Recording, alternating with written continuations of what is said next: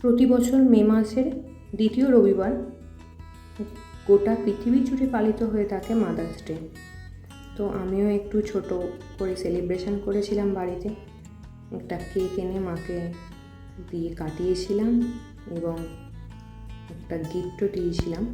তোমরা দেখো, এই ছোট ছোট দিনগুলো আমরা মায়েদের যদি একটু আনন্দ দিতে পারি, তাদের সারা বছর তারা যে আমাদের জন্য অক্লান্ত পরিশ্রম করছে, তারাও খুব আনন্দ পায় এতে।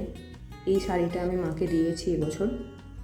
সব বছর যে দিই তা না, কিন্তু এবছর এটা দিলাম।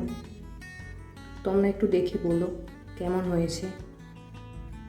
অল্পই সেলিব্রেশন, এটা কোনো বড় কিছু না। মায়ের খুব ভালো লেগেছে, আশা করছি তোমাদেরও ভালো লাগবে। সব সময় সব কিছু বড় করে শো অফ করার ঠিক ভালো লাগে না।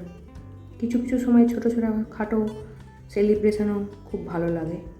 তো এটাই আমার ছিল এবছরের মাদার্স ডের উপহার।